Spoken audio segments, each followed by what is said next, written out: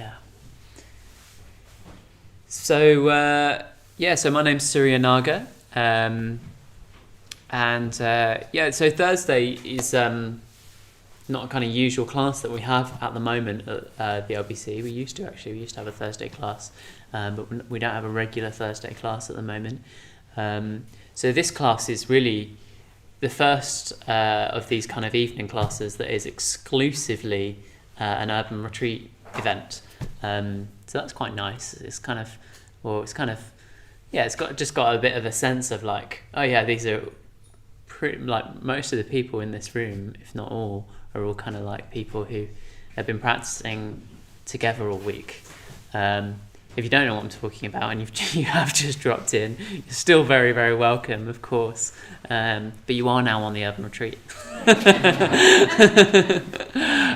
So you're joining a kind of stream of practice. Actually, you're joining a kind of momentum of practice that's been building up all this week with all this week's morning meditations and lunchtime meditations and evening meditations and talks, kind of building up this real sense of momentum. So over the week, with the meditations, particularly the lunchtime meditations and the evening meditations, we've been kind of exploring this very, very traditional arc of moving from samadhi to prajna. So samadhi being this state of absorption, sometimes translated as kind of pacification, so kind of calming, stilling the waters, I tend to think of it as. So we're sort of stilling the waters of our mind, readying our mind and our whole system really for insight reflection, for kind of reflection into the nature of reality. So that's kind of what prajna means. So moving from samadhi into prajna. So over the first couple of days, we spent Monday and Tuesday really starting to go into that, starting to settle ourselves, and really kind of building the awareness of our body, practicing coming back to the body again and again. So every time we get distracted, we can come back to the body. So in a way, I feel like if you're going to kind of have one thing to remember about meditation, for me at least, I find that to be like kind of like probably the most helpful one thing is just to always just keep coming back to the body, keep coming back to the actual physical sensations that I'm experiencing, as opposed to, the mental proliferation that can so often be kind of all-consuming. But we're going to move into the second of the three marks of reality just now. So moving from samadhi into the second of the three marks. So I'll say a few things about that, and then we'll try something. So yesterday, Gauravati introduced the first of these three marks of reality, and really, it's reality from the perspective of an unenlightened mind. So, assuming we're all here unenlightened, it's how we experience reality. So the first of those marks that Gauravati talked about yesterday was impermanence, and she was really emphasizing that as change, which is really helpful because, if we just think of it as impermanence, we can just think, oh, everything ends, and that's kind of a bummer.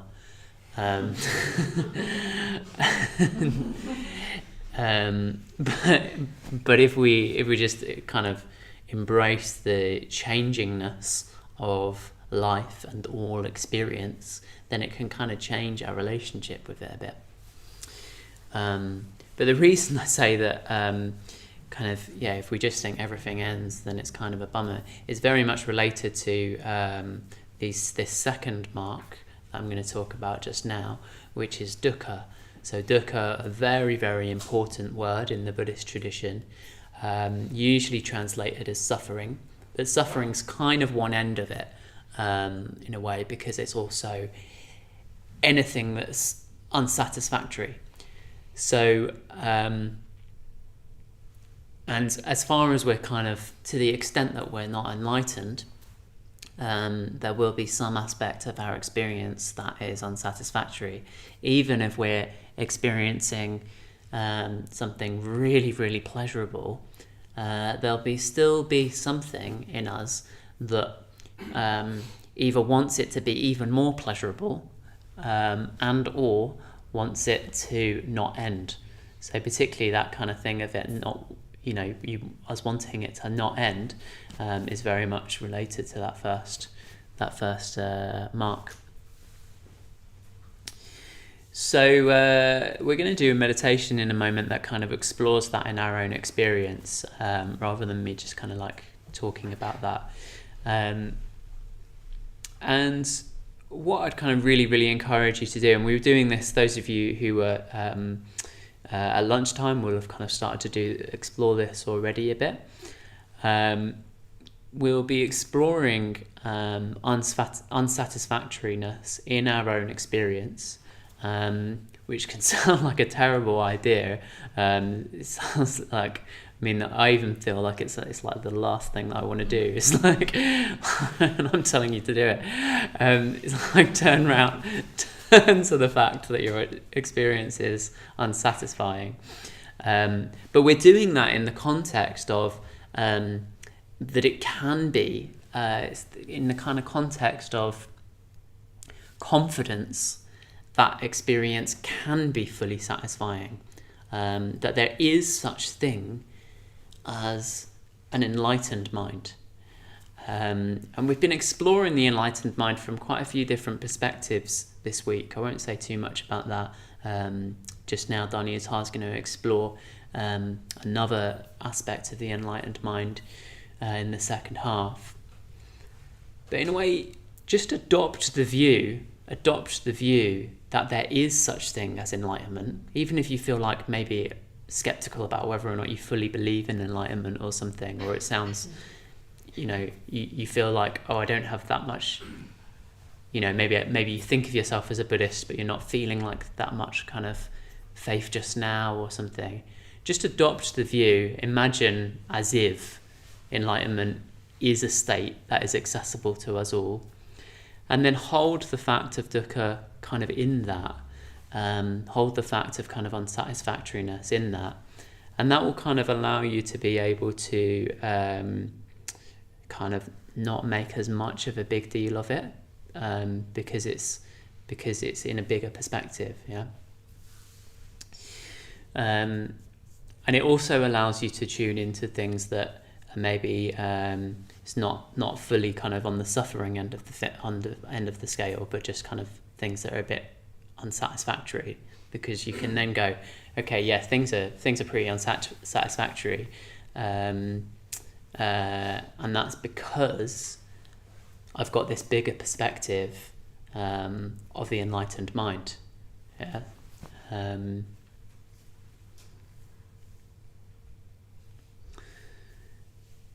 Yeah, it's relative to the enlightened mind, I should say. It's not because the enlightened mind, it's relative to the enlightened mind. So we'll do this meditation, and I'll kind of guide us in, and we're going to just look for where in our experience are we, can we see unsatisfactoriness. And then once we've kind of found that, and that might be in the body or the mind, actually it will probably be in both, because whatever's going on in the mind, there will be a kind of correlation of that, sort of a kind of matching experience in the body.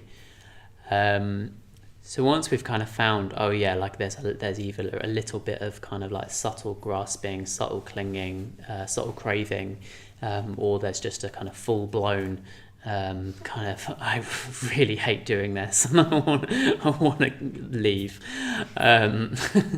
Could be either end of that spectrum. Once we've found it, just really tuning into where in the body is that happening, and can we notice how we're contributing to that by kind of the willed aspect of craving. Where is there a willed aspect to that craving? Particularly if there's boredom there as well. Particularly if there's boredom, because that's of course a subtle craving. Yeah.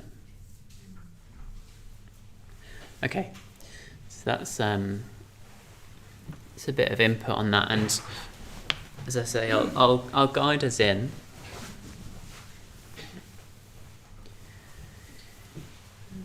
And do just remember, at any point if you sort of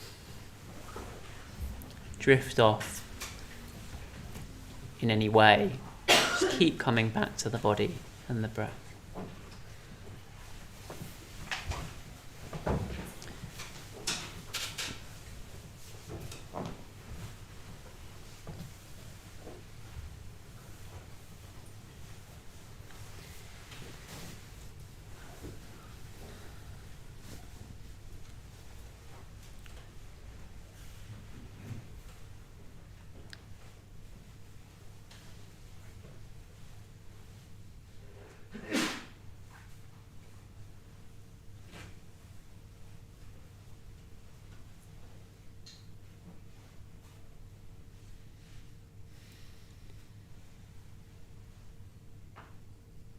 So really settling into our postures.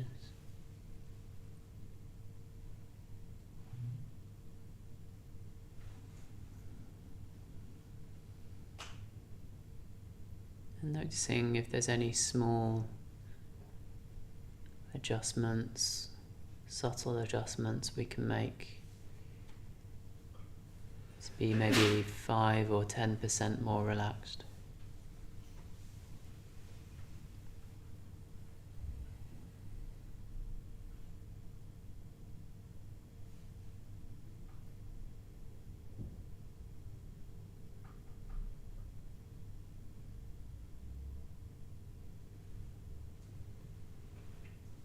Feeling grounded by the base of our body, on the floor, on the cushion or the chair.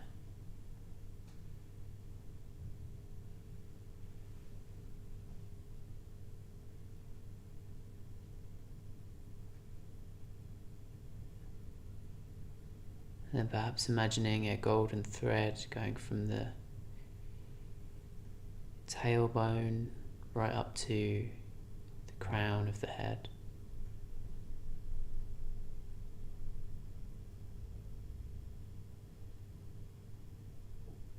So a feeling of uprightness.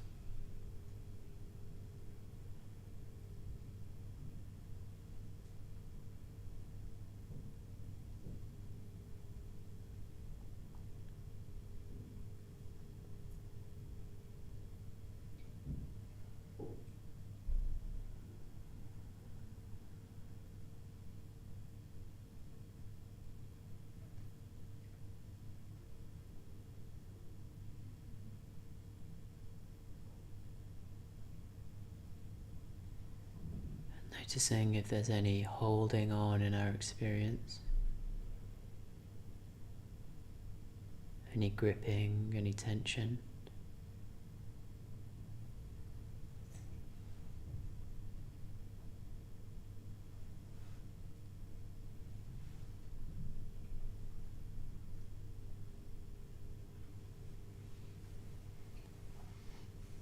Perhaps in the hands or the legs, or the face.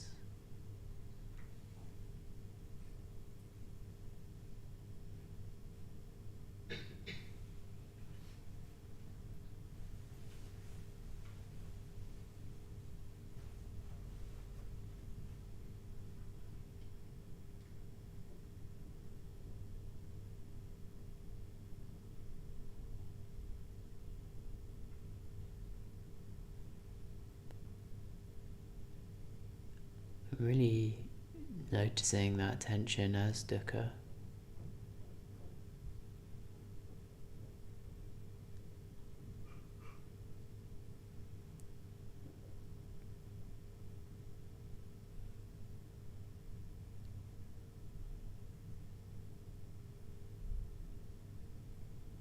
Whether it's obvious or more subtle.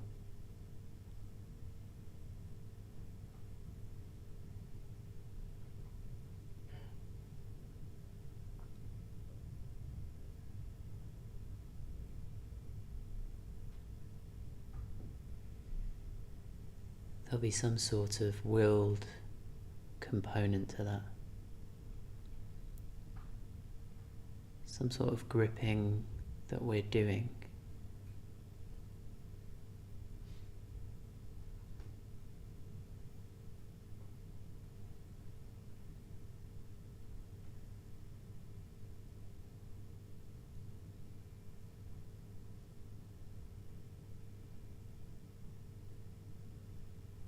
So can we just imagine letting that go?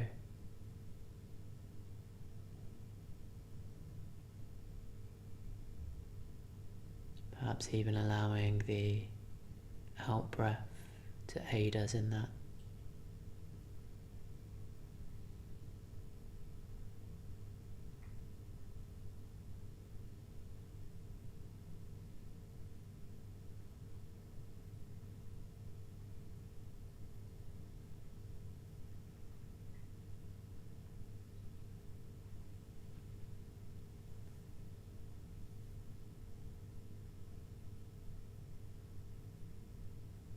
So we're looking for a sense of relief or release.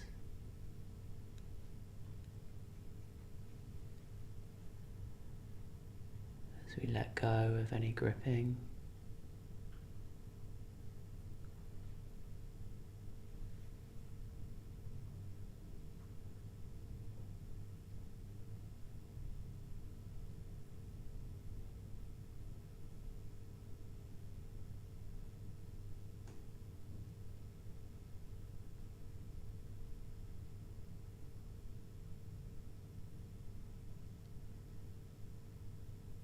That sense of release might last for even just a fraction of a second, but it's important to notice it.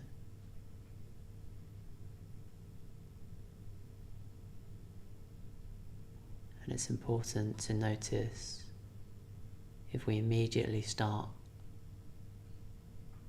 wanting that moment of relief to last longer.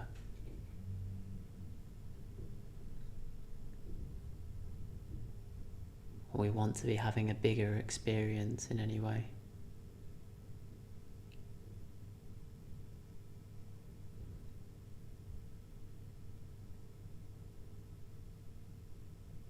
So that's another level of subtle dukkha coming from craving.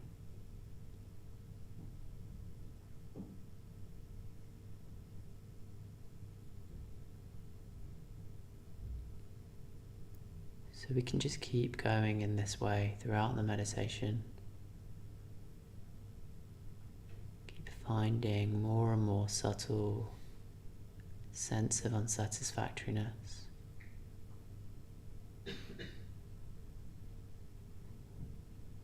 How we're creating that from our sense of craving.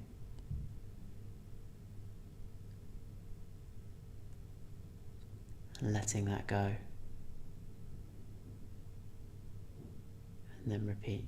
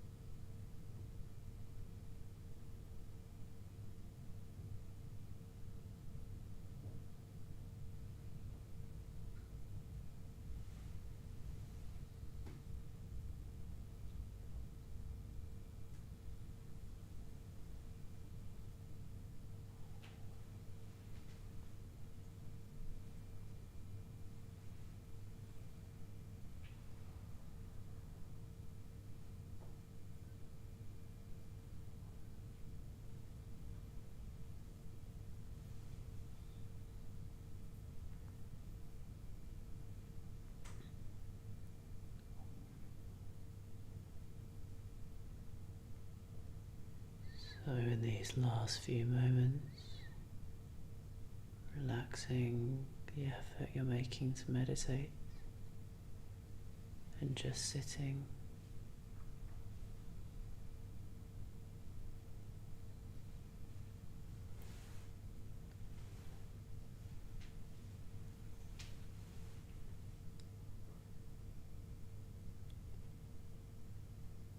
Noticing the effects of having let go of craving to any extent that you have.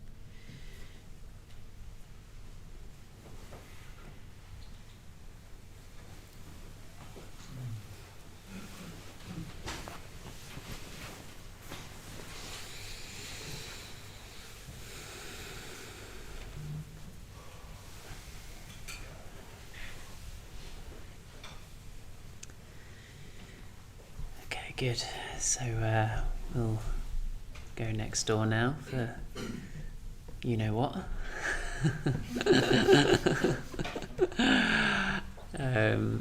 So we'll have tea and biscuits, and if you're online you can stay where you are or you can get a cup of tea, but I'll stay where I am and I'll talk to you if you're online. So the rest of you can go next door.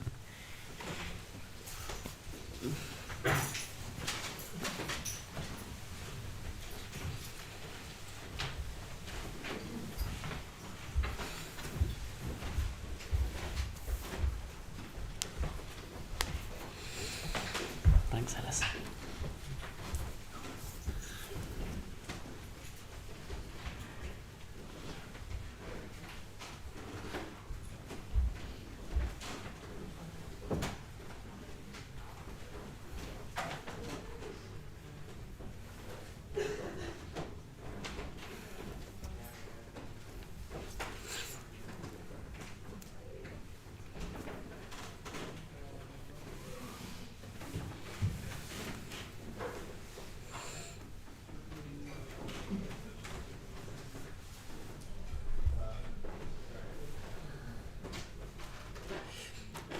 Alice, could you close the doors? Thanks.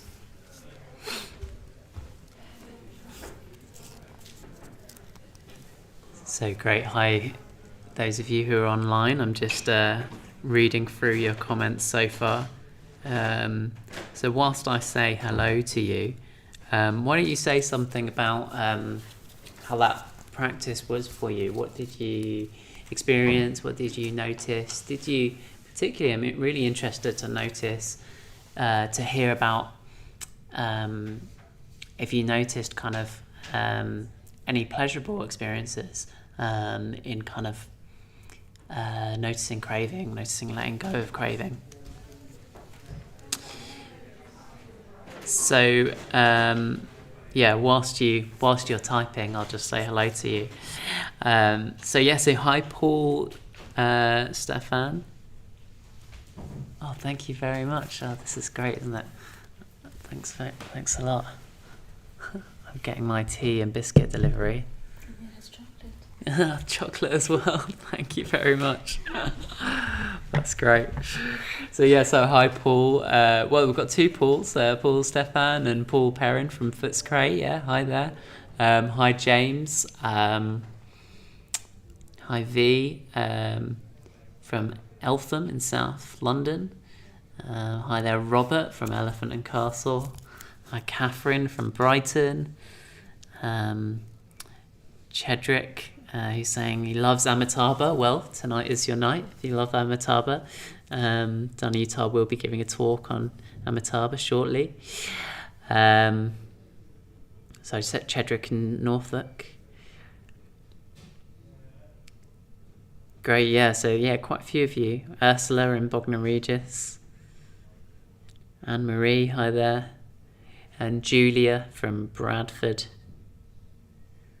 And Jnana Ricci and Mokshavana. That's great. So Mokshavana's a solitary hut that Danayutta and Paramabandhu have just bought. So it's a place to do solitary retreats. And actually I was there 2 weeks ago. And it was lovely. I had a lovely week. Really, really stunning surroundings. And Danayutta told me, I asked Danayutta who would be the next person there, and he said it would be Jnana Ricci. So, hi there, Jnana Ricci. And Danayutta is going to be talking about Amitabha after the tea break.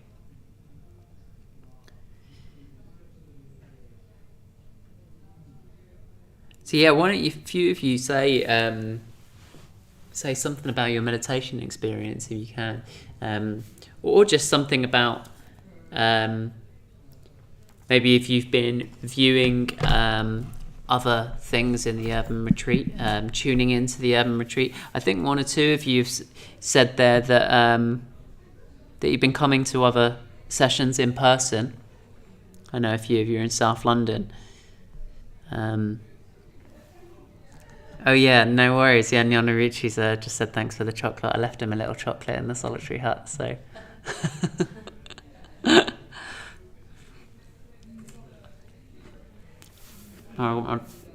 This is really bad, isn't it? Eating a chocolate biscuit on camera. This is like.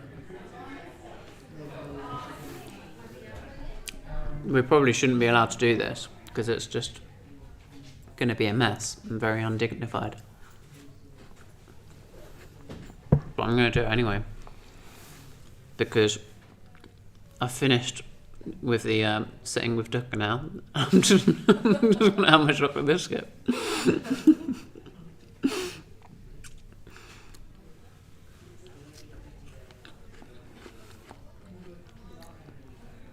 You're being unusually quiet online today. When I've done this before, people can't stop writing comments. I have to try and keep up with them.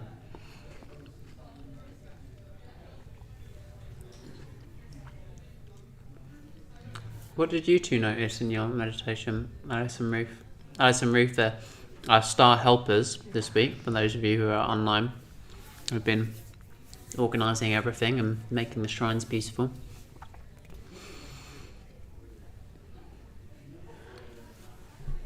I had a lovely sit. Oh, great. Yeah, it was honestly the most relaxed that I've been in meditation for weeks, actually. Actually, do you want to both of you come over here and come on camera? Is that right?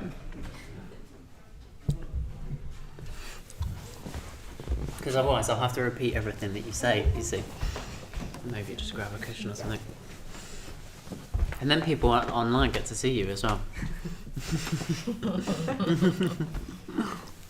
have to squeeze in a bit. So here's Alice and Ruth. Hello. We have got a few comments now. Benoit's been doing one thing in person and doing this online evening. A lot more meditation than he'd normally do a day. And loves doing silent stuff. Anyway, you were just saying something. We used to say something what people are writing in. Oh, well, no, I was just saying that it was a beautiful atmosphere in the shrine rooms. So still. It was, wasn't it? It was lovely, yeah, and I just felt really, really very relaxed. I think your lead-in just really helped me. Good. Well, actually, I think initially I noticed, like, I'm so tense. Right, yeah. I just noted, like, so much tension and so much dukkha. But then I was able to kind of, just sort of let go a little bit. And then, then there was, like, much, much more stillness than I've had in a long time. So, yeah. No, it's lovely. great. Thanks, Cyrano. You're welcome. Good. How about you, Ruth? Yeah, also. Yeah, thank you. Felt very, really felt the stillness of the shrine room. And also for me, I think the red glow of Amitabha and the red from the shrine, I found it helpful. I find it helpful to think of colours and warmth when I'm meditating, I guess. And yeah, it just felt like there was like a red glow in my heart, and just kept coming back to that. Oh, that's great. That's great. And it was nice sitting next to my friend Alice. Soothing. Soothing. Yeah. Reassuring. Feeling soothing vibes. Yeah. So what people are saying online? So Gabor skipped lunch and saved dinner till after the session, and Julie struggled with this meditation to the tune of a rumbling stomach. Yeah, that can be a real problem. Yeah, I kind of had the choice to either have dinner before. Well, I guess we all had the choice to either have dinner before or after the class, but I was very conscious that I didn't want to be sat here rumbling my stomach while there's a microphone in front of it. You made the right choice. And Benoit says, nice to see you again, Alice. We were on the last online course together. Yes. Oh, I thought that was him. Hi, Benoit. Really nice to see you. Yeah, we were on that course for a good few weeks. It was really, really enjoyable group that we had together actually. Which nice to know that you're out there. It was the Journey and the Guide online. Yeah, just at the end of the summer, I think. Yeah. Oh, that's great. And someone called Disney Fan says they had a revelation that everything from their past has led them to this present moment, and then says, dare I say, my best meditation yet. That's great, isn't it? Wow. That sounds great. Yeah. That's really interesting, isn't it? It's interesting, these sort of revelations, isn't it? Because when we sort of say them, it's almost like they're things that we kind of, you'd know. But like, it's kind of like, like everything from your past has led you to your present moment. It's to sort of know that is a really different thing to sort of really know that. I really feel that. Yeah, sometimes it's just like a bit of a recognition or a remembering as well, isn't it? Something you did already know, but it just becomes like much more conscious or something. Yeah. But like even that thing of like, oh, everything's impermanent, or like, or like there's always kind of unsatisfactoriness somewhere in our experience. It's like it's well, I suppose the first one a bit more than the second one, but the second one kind of turns into can turn into a kind of philosophical position or something, kind of, but doesn't have to be. Yeah. I did really enjoy how you placed the sort of the deep bummer of like unsatisfactoriness within like the vision of enlightenment. Good. Yeah. What else are people saying? You've recently been studying these, haven't you, on the Transcendental Principle? Well, it's been part of what you've been studying. Did you do any kind of meditation on the kind of around the Lakshanas as well when you were studying around these marks? I don't know if we did in particular. Not particularly on the you were both Lakshanas. on the retreat. We were both on the retreat. Yeah. Come off the Transcendental Principle straight into the urban retreat together. Great. Yeah. Really nice actually. Yeah. No, it was more what Garavati was talking about yesterday in terms of like, looking at the wheel and then the spiral. Yeah. That was kind of more the focus. Yeah, maybe it doesn't go into the... I think he does at some point, doesn't he? He does talk about it at some point, but I suppose the spiral is much more like the thing of the sort of it's a while since I did it now. What else are people saying now?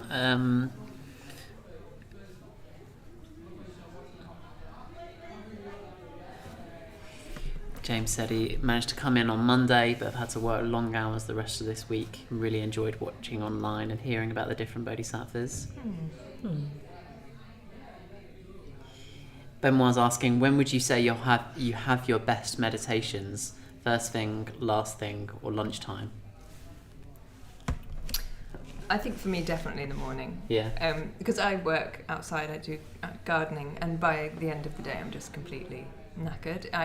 Sometimes I try, if I feel like I could do with an extra little sit, I try after work, but I just fall asleep. Right. So morning is the time for me. It has to be the morning. How about you, Ruth? Well, this week, interestingly, I think it's been lunchtime. Morning, I'm too sleepy, haven't woken up. Evening, too sleepy, nearly bedtime. Lunchtime seems to hit the spot. Oh, right, okay. So so you have like a different thing on the urban retreat. So I wouldn't often. Perhaps the week after a retreat, I'd be into meditating at lunchtime, but normally, right, it doesn't happen. So it's really nice to do some daytime. Meditating with others. Yeah. What about you, Surinaga? Well, generally I meditate in the morning. I've actually been a bit rubbish recently at getting up, but for the last something like 4 or 5 years, I've had a pretty good kind of early morning meditation practice, getting up at 7 a.m. and then just really recently I've been like, I don't know what it is, I've just started to kind of slip on that a little bit. I still kind of meditate in the mornings pretty early, but we meditate down here at 7 a.m. and I've just been missing that a little bit. So this has been actually a bit of a good kind of kick up the bum at 6:20 in the morning to to get up and actually come down for it. There's no getting out of that, is there? No, especially if you're leading you it. kind of got to be there. You really need to be down there, and preferably showered, dressed. It's sort of generous. Exactly. To everyone else. Yeah, it's a bit different on the, when you're just meditating with the guys you live with. You're just like, oh, well, they see me in the morning. All I need is some tracksuit bottoms and a t-shirt. But when it's like a public thing and you're leading it, it's like, oh yeah, I should probably make an effort. I've really enjoyed walking along in the mornings, actually, when it's still dark outside.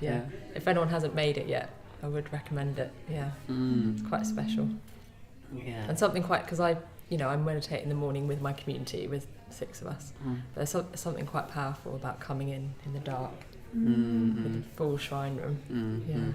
Have you been seeing the moon in the mornings this week? And seeing the moon.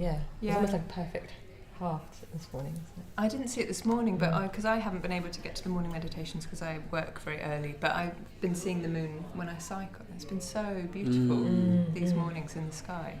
Well, that's great. And we've had a moon on the shrine. We have, yes. That's been great, which has now turned into a sun. It's now the red setting sun. Yeah.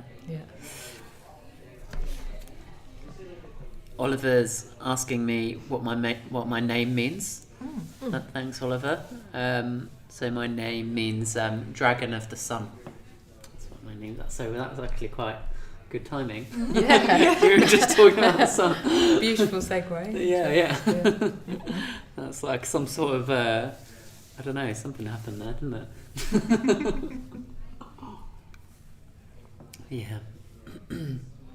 Do you know what your names mean? I know you haven't been ordained. We haven't been ordained.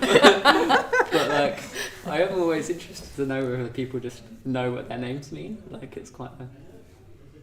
I think that, I don't know what my name means, but everyone associates it with Alice in Wonderland. So I think it's just got this kind of association with going down a rabbit hole into some kind of Wonderland. I think. But I think there might be more traditional associations with my name that I don't know. Tell us what your name means as well at home, Oliver, if you know what your name means. I don't know what Oliver means. But And Yana Rucci, tell us what your name means. What does your name mean? So Ruth means a good friend. Aww. And she so is. I didn't know that. Is it short for something? I don't think so, but it's from there's a book of Ruth in the Old Testament, and she's a very good in that story. She's a good friend to her sister and her mother-in-law. Her mother-in-law Naomi. Right. Yeah, and Naomi loses her sons. She loses her husband, and she's left with no one. And Ruth says, "I will stay with you. Oh wow, I will look after you. I will care for you." Oh, that's great. Oliver's asking any reason in particular. I think that was in response to my name. Dragon of the Sun. So it was a bit to do. So the dragon, the Naga, is a being that. Well, there's a lot of kind of Buddhist stories about Nagas guarding the Dharma at the depths of the ocean, and then the sun is kind of something that's kind of helping things grow, moving outwards, going shining outwards. So it's this kind of like a Zen koan, a paradox of both moving outwards and helping others grow, and also kind of moving into deeper depths as well, to kind of protect the Dharma. So yeah. Good name. Great name. Yeah. Paul says Alice means something. Tell me more, Paul. Yeah, that's very helpful. That's very enigmatic. Benoit says, related to that, why do some Buddhists have one-word names, but others, like Bhante, seem to have two? No meaning to my name, I don't think. So Bhante is not actually his name. It's kind of a what is it? It's like it's not a nickname, is it? It's kind of it just means it's more like a title. It just means teacher, but it's kind of like a respectful name. It's kind of like calling somebody friend, but it's much more respectful than that. It's kind of saying, revered teacher, my revered teacher. So that's why people call him Bhante. But there are, lots of. It's actually a thing in monastic traditions to just refer to any senior monk as Bhante. When we get ordained, we call our teacher Bhante, and as part of the process and everything. So we're just referring to the fact that Sangharaskshita is our teacher when we say Bhante. Yeah. Alice means noble in Germanic. Oh. Well. Here we go. Thanks. Was that Paul? I'm now wondering if Paul just Googled that. Well, it's good to know. Yeah. Nikki's asking, did you get to choose the name Surinaga? If so, why did you choose it? Oh yeah, I forgot to mention that. So, and her name means victory. Ah. My old name meant something to do with victory, actually. So no, I didn't choose it. Maitreya Bandhu, who ordained me, he chose it. He had a kind of whole reasoning behind that, which was kind of what I started to kind of just say. Yeah. So maybe I think probably the others are going to kind of start to come back in soon, but I just mentioned about the winter retreat. Hopefully everybody who's watching tonight already knows about the winter retreat, but the winter retreat's coming up. If you're anywhere in the UK, the winter retreat would be very accessible to you because it's right in the middle of the UK. It's kind of near Birmingham. Really, really good thing to do to kind of deepen your meditation practice and kind of spend some really quality time with the people who kind of of the London Buddhist Centre as well. Are you going to be on the winter retreat? Sadly not. Yeah. Wish I was. Yeah. It's really good.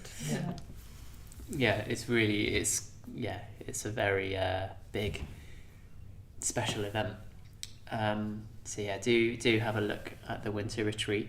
Maybe one of you can pop a link in the chat in a moment. And then the other thing is, actually, why don't you do that now? Because people are going to come back in. Yeah. Thanks.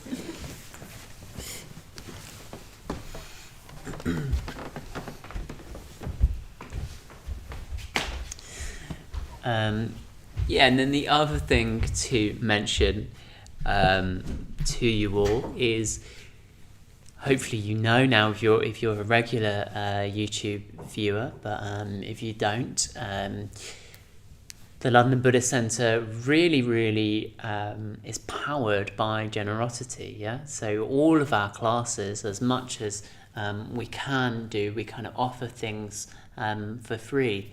So we kind of want to move away from this kind of exchange culture. Somebody asked me actually the other day about the price of a Dharma book, and I said the price, and they said, "Oh, that's quite expensive, actually, isn't it?" And I was like, "Well, yeah, it's priceless, actually." But it was kind of a joke, but it's also quite serious. Like, I do believe that the Dharma is priceless. I think that what we offer here is priceless, and that is actually really the reason why we don't want to charge for it. We want people to be able to access it, but also we don't want to kind of like say, actually, this class is worth this much, because really, if you kind of take the teachings to heart, it will completely transform you. It will completely transform your life, and there's the potential to really transform the world through that. And the centre needs money to function. Yeah, the centre needs money to function because it exists in the world. So it really needs you. It really needs you. If you're benefiting from the centre online, it really needs you to kind of participate in that culture fully. So to not just be a sort of consumer of the Buddhist centre, but to actually participate in it. And so yeah, one way that you can do that, one very, very good way, effective way to participate in this culture is by donating. So yeah, if you're a regular viewer of the London Buddhist Centre, or you come to the London Buddhist Centre regularly, even if the London Buddhist Centre isn't like your main centre or something, if you're regularly kind of benefiting from it, I'd really invite you to make a monthly donation. So I think Ruth will post a link in the chat just now, if she's not done already, and you'll be able to kind of set up a monthly order there, and it will really kind of help you. I think I know that people say that when they give to the centre, especially in this kind of monthly way, in this kind of standing order way, it really helps them feel kind of like more kind of ownership of it. Ownership's kind of the wrong word in a way, because we can't really own a community, but we can definitely feel part of it. We can definitely kind of join it, and donating is a really good way to do that. We're suggesting £25, but that's kind of just a suggested amount. Really, it's whatever you can afford, whatever you really feel like you can give to make this project work. Keep making this project work. Good. So I'll leave you now for a few minutes to allow you some time to be able to do that. Yanaruchi said his name, what his name means, that his light comes from, he whose light comes from wisdom, so that's great. And so I'll leave you to make your donation if you wish, and stick around, because in a few moments Danayutta will be sat here, and she'll introduce you to Amitabha, the Buddha of infinite light.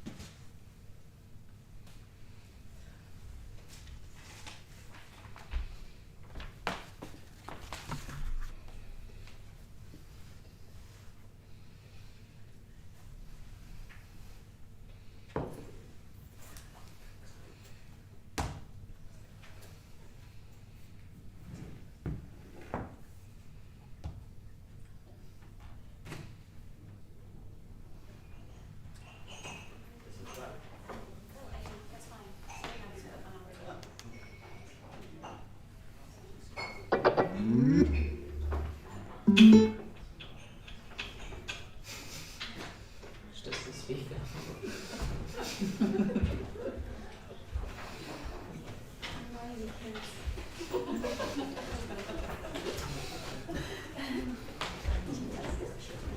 Yeah, just Great.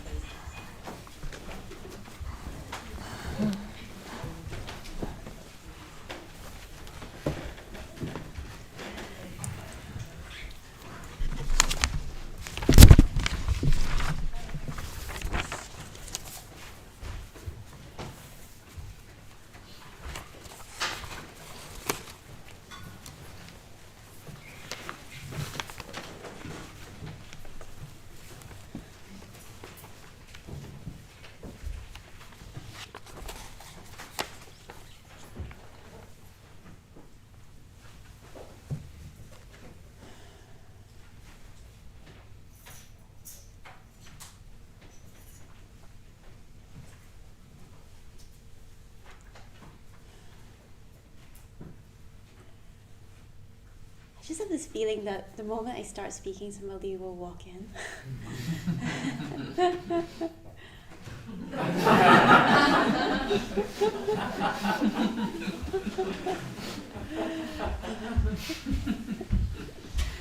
Yeah, so if you are on YouTube, that is what happened. Yeah, so hi to you, if you're watching us online. My name's Danayutta.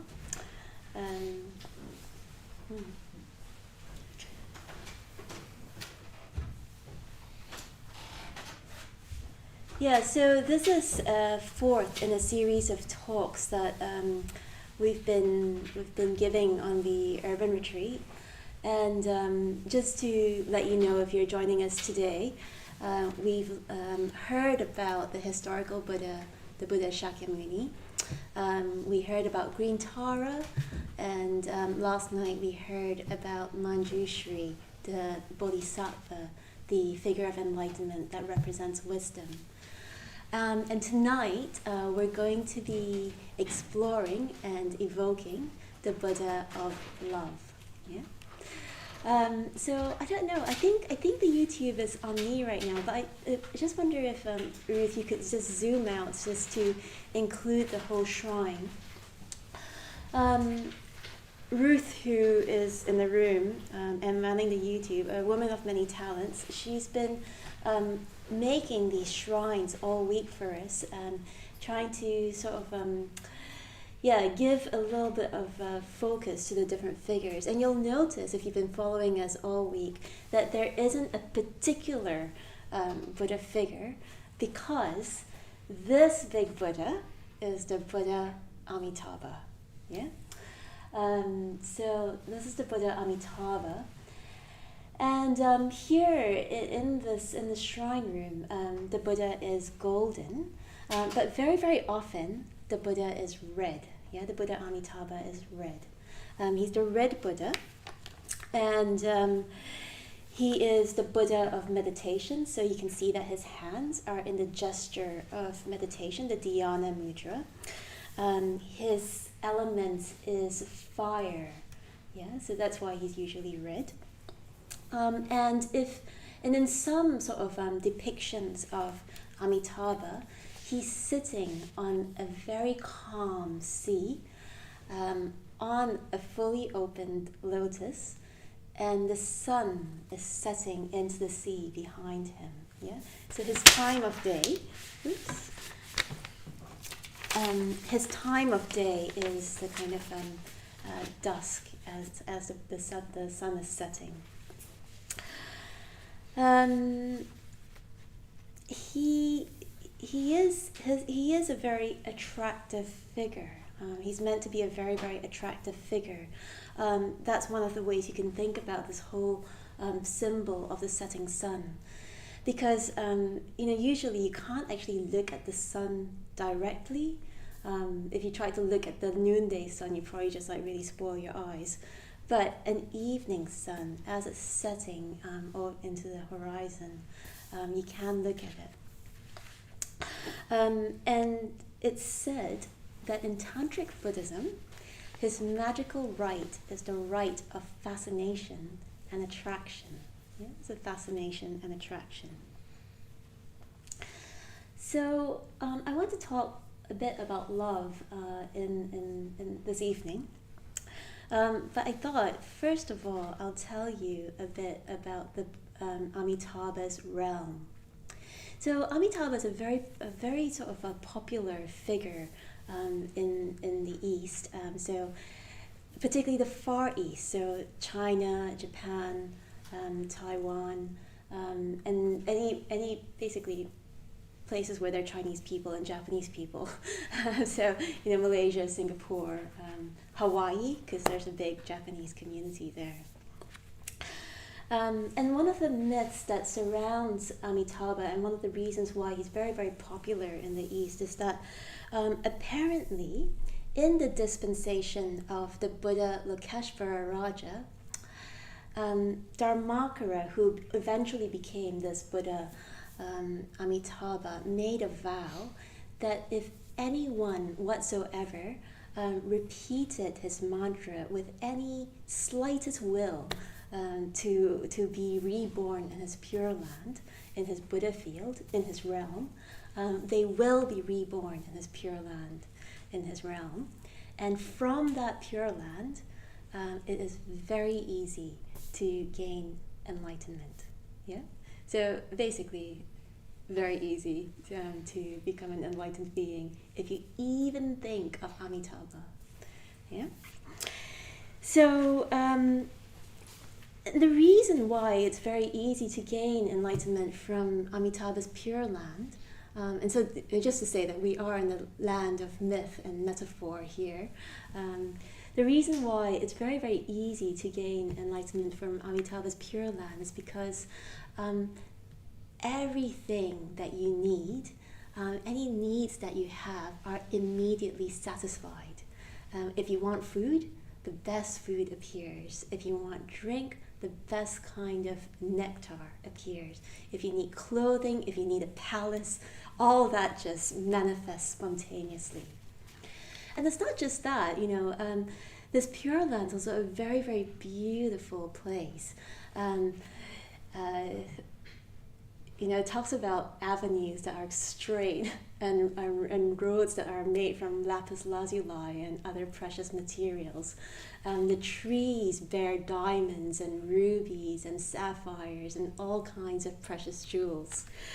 6 times a day, so it's very, very clear, 6 times a day, it rains down with flowers, not just any flowers, but mandarava flowers, which are like celestial flowers. And apparently they're like, as big as cartwheels. You have lotus ponds full of lotuses of all sorts of colors. And as far as the eye can see, there are Buddhas everywhere. They sit upon golden lotuses, just teaching the Dharma. And it's not just the Buddhas that teach the Dharma in this land. There are birds that sing to you the Dharma. When the wind blows, it sort of causes trees the jewels in the trees to make this tinkling sound that teaches you the Dharma. Like everything evokes the Dharma. And in the middle of this Pure Land, on a golden throne surrounded by his attendants, sits the Buddha Amitabha. Yesterday, Garbhavati was talking about reality is always trying to reveal itself to us. And it's a little bit like that in the Pure Land, but like about 1,000,000 times more obvious. Yeah? So this land, this very, very special land, is called Sukhavati, the land of bliss, the land of joy. So Sukha means something like bliss, joy, delight. Vati means full of. Yeah, it's full of bliss. It's full of joy. So I just want to pause here for a moment because I think this is a really, really important point. that Buddhism isn't some kind of dour philosophy that we have to be like serious all the time. Yeah, it's a sort of it's very, very important that the more that we practice, the happier we become. Bhante Sangharaskshita, who we've been referring to quite a lot this week because we're running this urban retreat in the run up to his death anniversary. He says something along the lines of, if you're not happy at least some of the time, you can hardly call yourself a Buddhist. So you kind of need to be happy. Well, there's a tendency, I think, to associate religious practice with a kind of blandness or a kind of like seriousness, a kind of worthiness. And if we're not careful, a kind of gloominess. We can think that joy or having fun is a bit impious or a bit sinful. And it's not like that at all. I think the freer we are from our sort of preoccupations, whatever your preoccupation is, whether it's like your email inbox or maybe like just sort of like preoccupied with yourself, the more energetic, the more sort of creative we become, and the more attention that we can give to what we're doing. And if we're able to do that, we access more depth, and the more joy and delight can arise. Hopefully, as you practice, there's more lightness, there's more ease, and in fact, that lightness and ease is really important. It's not sort of like an optional extra. I've noticed myself that when the atmosphere is light, when the atmosphere is happy, it's much easier to say really serious things. They land better. We absorb them better. One of my teachers, Maitri Bandhu, he always cracks jokes. And I think that's just really important. It's just sort of like we relax, and then he just like hits you with like quite hard dharma. And it's almost like because you're relaxed, the dharma lands better. Yeah, so the lighter and more at ease, the more happy we are, the deeper the changes can take place. So I don't know if any of you watched this little intro to the talk I filmed. I hope you did, because like I made quite a big effort to come and film it. Sturman has called me at 20 to 10, and we worked out that I had to do it. I had to come from my flat before 10 o'clock and, come from my flat and film it and everything before 10 a.m. So one of the things I said in it, just in case you didn't watch it, it's fine. Just in case you didn't watch it, one of the things I said in it was that the Amitabha Mantra was the first mantra I learned to chant. I think I must have been 4 when I learned to chant it, because I feel like I definitely knew it by the time I was 5. I knew it by the time I was going to kindergarten. So I grew up in a Buddhist family, and my mother taught me the Amitabha Mantra because I was like really timid. I was a really, really timid child. I was fearful of quite a lot of things. Dirt. I didn't like dirt. So like going to the beach was really stressful for me because like sand gets everywhere.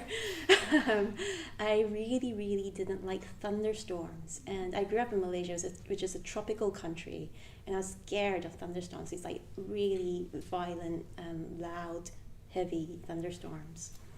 And I was scared of the dark. And I was always telling Surya Naga, I was quite scared of my great-grandmother. And sometimes those 3 things, not the beach, but the dark, the thunderstorm, and my great-grandmother would manifest at the same time.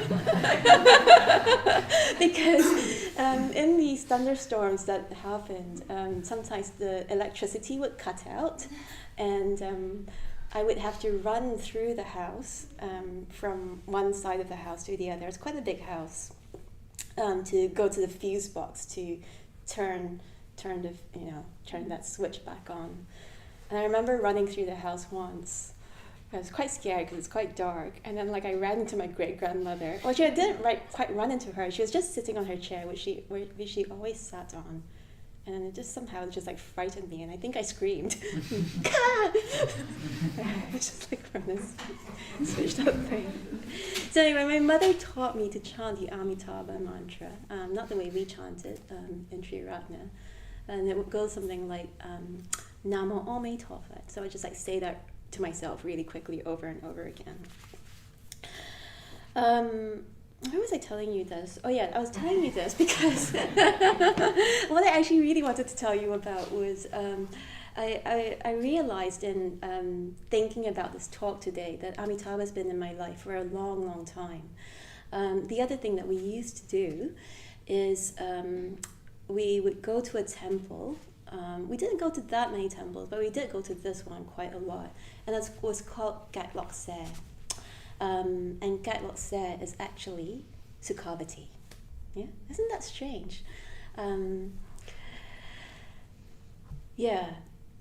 Gatlok means something like supreme happiness, temple of supreme happiness. And that's how they translated it in Chinese.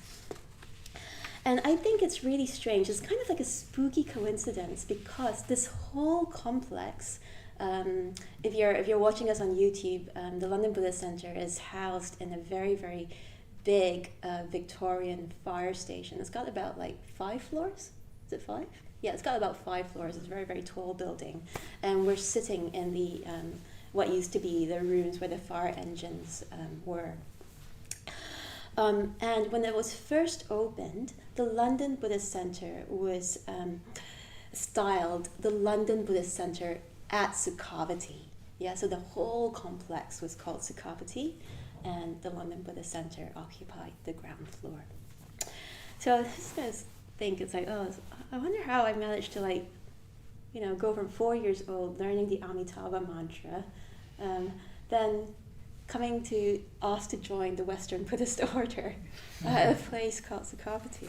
Anyway, that is a very strange rebirth. So I wanted to play a section from a talk given by Urgyen Sangharaskshita that was commemorating the opening of the London Buddhist Centre. And he's just said what I've told you, that the London Buddhist Centre at Sukhavati.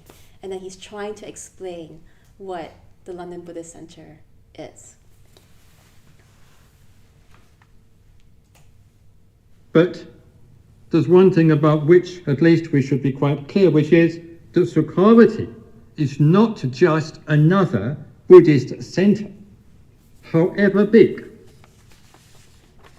It's not just a place where people can come along once a week or once a month or simply talk about Buddhism, simply discuss Buddhism, or where they can even come again once a week or twice a month and merely listen to lectures, listen to talks given by people who've simply read a lot of books about Buddhism. It's not intended to be that sort of place. And it's not even a place where one can come along occasionally and do what one might describe as a little therapeutic meditation. Not too much, because that might be dangerous, but just a little bit. I remember one very prominent Buddhist when I returned to England for the first time in 1964. Apropos of meditation classes, told me, don't let them meditate for more than 5 minutes. They can't stand it. Well, Sukhavati isn't intended for that sort of thing, not a merely therapeutic meditation, not just a 5-minute meditation, so that having done it, one can go home and carry on with one's so-called normal life, exactly as before, having taken your therapeutic or medicinal dose of Buddhism, just to keep you going on in the same old way. So Sukhavati, we hope, will serve a nobler function than that, a more radical, I might even say a more revolutionary function than that, just keeping people going, giving them their sort of meditational vitamins, so that they can stagger along on the path of worldliness for just a few more days or a few more weeks. Sukhavati, as you've already heard, from no less a person than the lips of the chairman of the FWBO Centre at Sukhavati, is intended to be nothing less than the nucleus of a new society. Yeah, so I just wanted to play that because Bhante is quite clear what what the Buddhist Center is not meant to be, and also what it's meant to be. In a way, this language of a new society, maybe that's very, very dated, but the point that he's making is a very important point, and certainly a point that's not really gone away. I don't know if you guys heard of a philosopher called Slavoj Zizek. Zizek, people know Zizek. I mean, this is like me paraphrasing quite a lot, but one of his concerns with Buddhism and particularly with mindfulness is that it's kind of like a little band-aid for our consumer society. You've sort of like put your little meditation band-aid on so that you can just be better consumers. Yeah. And this is something that we do really, really need to be wary of. That we're not practicing just to fix samsara. We're not practicing just to like fix our mundane lives. We're actually trying to make changes. Anyway, Bhante goes on to say that this new society is that society, that environment, that social, spiritual context of fellowship with one another that makes it easier for us to evolve, which helps us evolve and encourages us to evolve. So I think one of the reasons why we come to somewhere like the Buddhist Center is because it's a place where we're encouraged to grow. Yeah, we're encouraged to grow, and we're around people who are interested in growth, interested in their own growth and interested in our growth. And I include myself in that, I need to be around my teachers too. And one of them, Yanavaja, he used to say to me something like, very few people are capable of rising above their context. We tend to conform to our context. We tend to act like the people around us. Very, very few of us can sort of like rise above it, not do what other people are doing, but to do something better. We may like to think that we're capable of it, but actually very, very few of us truly are. But what we can do is that we can make sure that we surround ourselves by people who exemplify our deepest values. Yeah? Okay. So I want to sort of change tack a little bit. I want to talk about craving. It's quite interesting. Suranaga was talking about craving earlier, and last night Sthiramanas was also talking about the poisons. He was talking about the kleshas. And kleshas are poisons, and usually we talk about, well, there are many, many different lists of kleshas, but we usually talk about 3 poisons, craving and hatred and delusion. So I just want to be a little bit nerdy here because I think in English we tend to be a little bit sloppy with use of Buddhist words like mindfulness. There's lots and lots of different Sanskrit words or Pali words that get translated into mindfulness, and we lose the flavor by having one word. And craving is a little bit like that as well. So sometimes craving is translating tanha, which means something that's a little bit like thirst. But what Amitabha does is that he sublimates, he transforms the klesha, the poison of craving.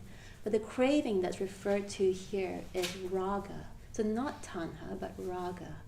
And raga is a little bit more fiery than thirst. Raga means something more like passion, something more like lust, yeah? So that's the kind of poison that Amitabha transforms. So I'm just going to pause here and ask you, do you really want your passions transformed? Do you? Do you want your passions transformed? It's okay, to say no. Yes. Yeah. Okay. So Ra. Yes. Yeah. Some of them. Some of them, and so some of them. Some might not be awesome. Yeah. Not that wholesome ones. Yeah. Go on, Nadia. Yeah, I was just wondering if passion means the same thing in Sanskrit or Pali as it does in English. Because when I think of passion, I think of my hobbies or like fairly mundane activities. Yeah. Yeah. But you have energy for them. You have drive for them. Yeah. Yeah. Yeah. It does mean the same thing. Yeah. Yeah. So some Ross said yes. Ange says some of them, and Nadia said, does it mean the same thing in English? Yeah. No, it is passion. It is translated as passion. Yeah. I mean, sometimes I think no. Why? Because like I don't want to be boring. I see a few nods around, so I feel like other people might think that as well. Like, I don't want to be boring. Like, I don't want to be me, but blander and more boring, and all the exciting bits cut off. Yeah. I think if you're serious about Buddhism, if you're serious about pursuing this path, it's really worth getting clear about this, about what the goal actually looks like. We bandy the word enlightenment around just like that, but what does enlightenment actually look like in a person? Does it look like us but more boring? Is nirvana a kind of like beige retirement home where people are passionless and I don't know, wise? So we do really need a kind of conception of what the goal is. And if we think of enlightenment as a kind of spiritual retirement home, we do probably need to get a better idea of it, because we basically won't really want to go there. We might say that we do, when we're here at the Buddhist Center, but when somebody says, do you want to go down to the pub? You think like, yeah, definitely. So think more clearly about it.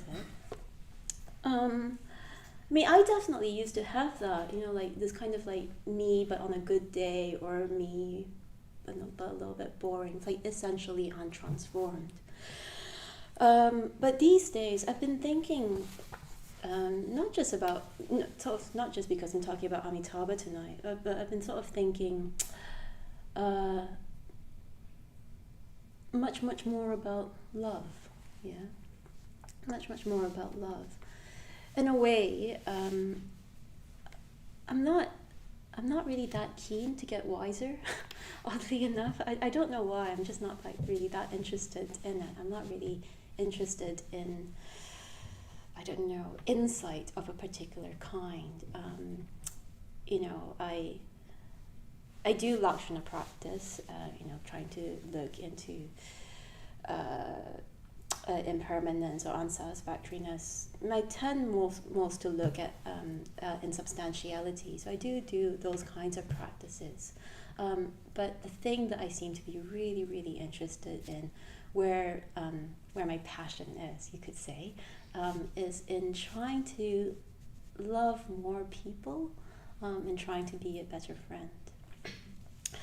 So for me, I think what passion gets transformed into is metta. Yeah, just gets transformed into metta, because I'm not obsessing about stuff or one or two people. So I want to say a little bit about falling in love, because I think that's where passion tends to arise, and particularly falling in love on retreat. So how many people have been on retreat? in this room? Okay, like most of you have been on retreat. How many of you have fallen in love on retreat? Okay. On retreat. Anyway, don't need to embarrass yourselves. I think like falling in love on retreat is very, very interesting, because one of the things that can happen on retreat is that our attention is much more subtle, and we can see emotions much more clearly. Is that like our emotions, they are happening all the time, but in our lives it's a little bit fuzzy and it's a little bit unclear. But when we cultivate our awareness, it's almost like the emotion sort of like appears much more crisply and much more like big. And that's important, because if we're going to transform these drives, these emotions, these sort of feelings, we do need to see them clearly. We need to know what it is that we're working with. And what I've noticed about falling in love on retreat is that when I'm in love, basically all I can see is my own desire. I see what I want. Yeah. I don't see the person really clearly. Mostly, what I actually want to know is what they think about me. What do they think of me? I might be sort of like obsessed with their good looks. I might be obsessed with their good conversation, or their good qualities. But I can't really fully appreciate any of it. Because it's sort of like clouded by desire.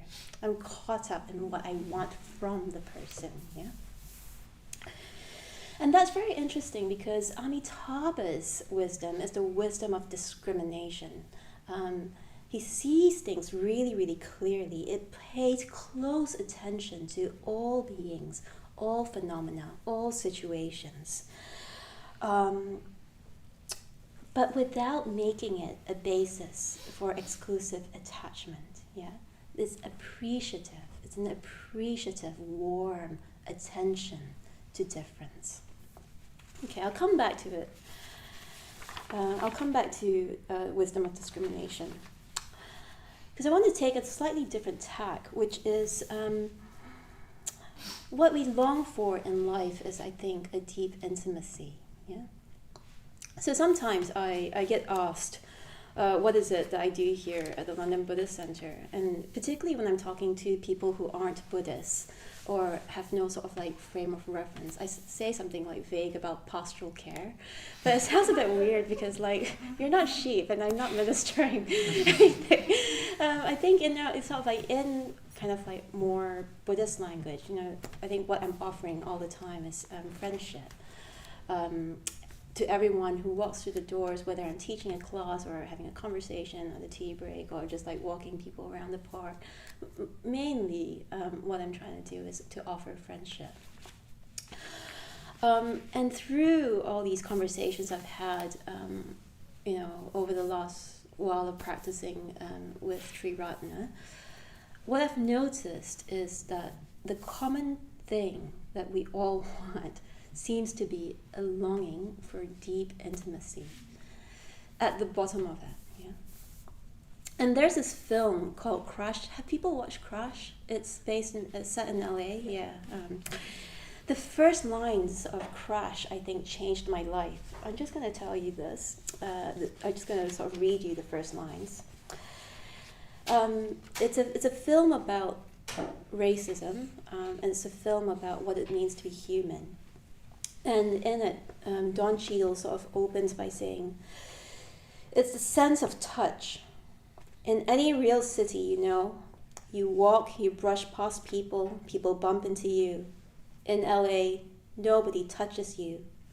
We're always behind this metal and glass. I think we've missed that touch so much that we crash into each other just so we can feel something. We miss that touch so much so that we crash into each other so that we can feel something. I feel that's something really true about that. We want to know other people. We want so much to be connected, to be intimately connected. And this isn't a sentimental or superficial notion. I think, one of Bante's aphorisms is honest collision is better than dishonest collusion, which is not actually connection at all.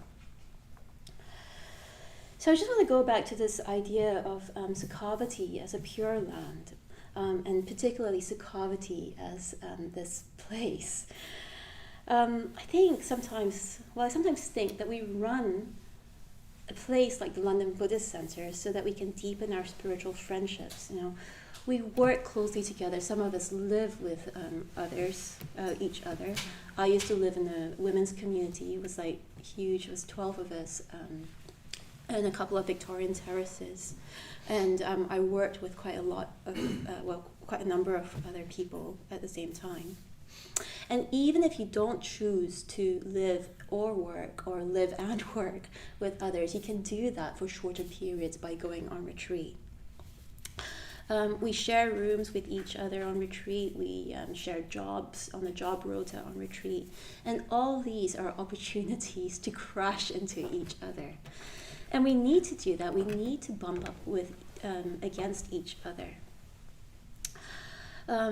Because it's not just about being nice and sort of like sliding past each other in like a very smooth way. Sometimes, people can be a bit surprised to hear that Buddhists have arguments and robust conversation and fall out with each other, but we do. Because I think that when we crash into each other, when we sort of like create this friction between us, a kind of fire can ignite, yeah? And in our dedication ceremonies, which we did on the urban retreat on Saturday, we say the words, "May the flames that transmute samsara into nirvana arise." And when we say that, what are we really saying? Yeah? Like, what are the flames? And I think part of the flames is this bumping and crashing into each other so that we can have a feeling of deep intimacy. Yeah.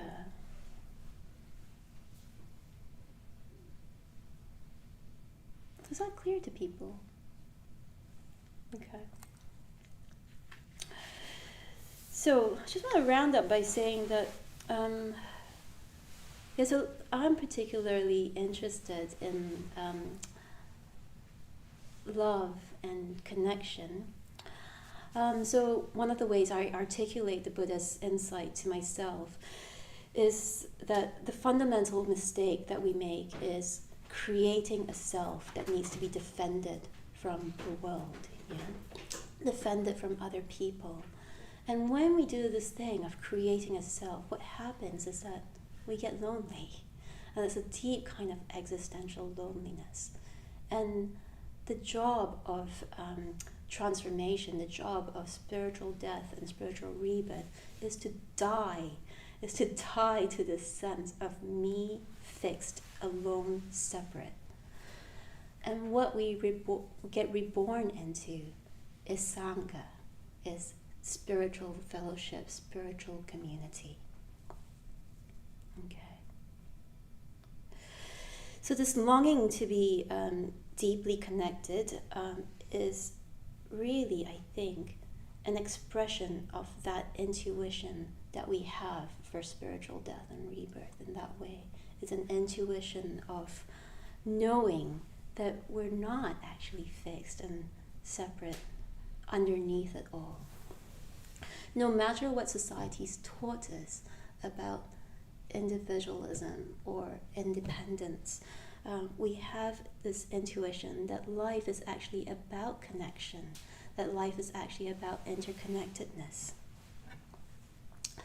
And when we can sort of understand more deeply, not just like understand, but sort of like in our bones, feel it and live out this sense of interconnectedness, I think there arises this understanding that each person, each situation, each moment is deeply sort of deeply dependent, and we sort of like really understand dependent arising. And that is the discriminating of wisdom of Amitabha. It's a wisdom that sees causes and conditions arising and passing away of moment to moment, stuff of life. And the only response to that, the only response to that seeing of arising and falling away and the uniqueness of each moment is love. And it's not just any love, not like sentimental love because, this is a precious moment, but like the deep love, the Maha Maitri. And that is what Amitabha stands for.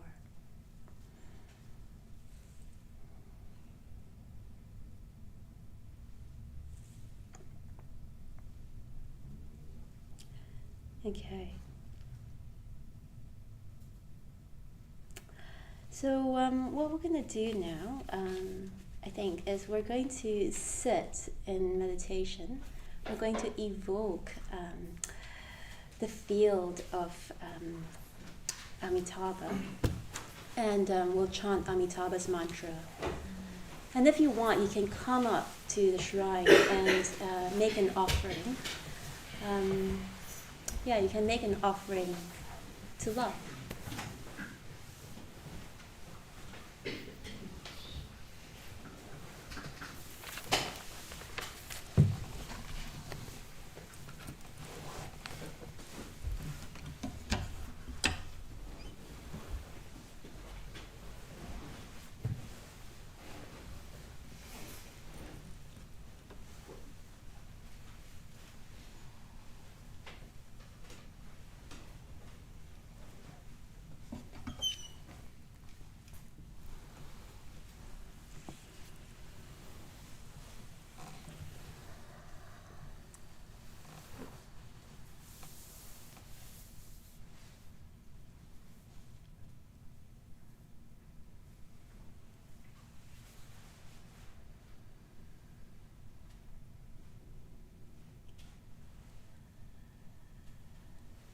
So closing your eyes for a moment.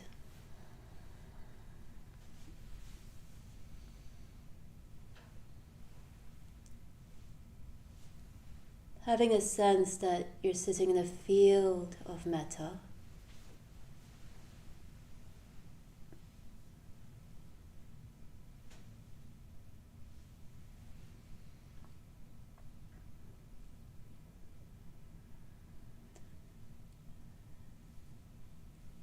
And it's not just all around you, it's also above and below.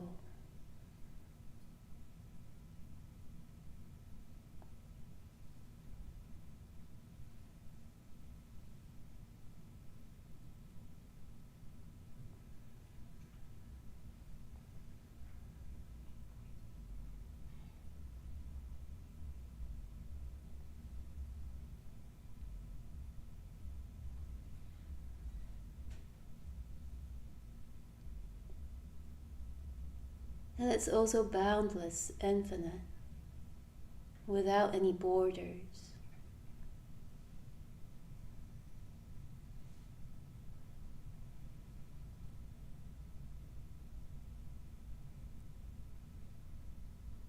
And all experience arises and fades back into metta.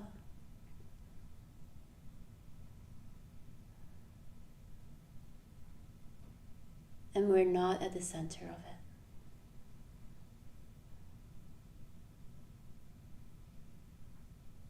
It's just a field of metta.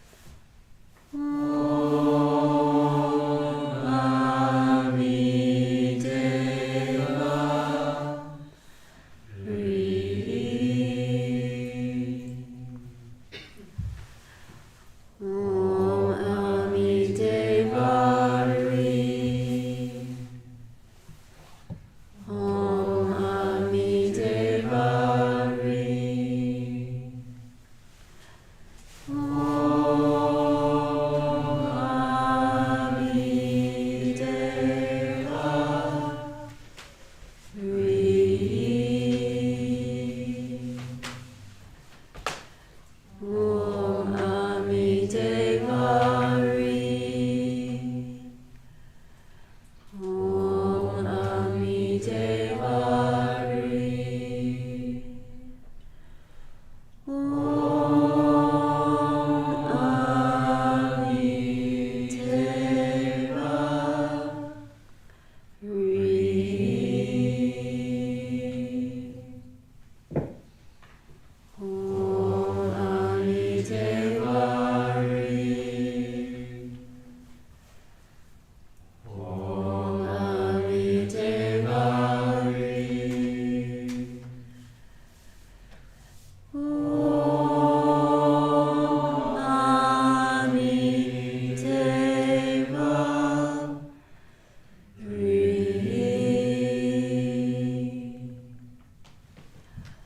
Om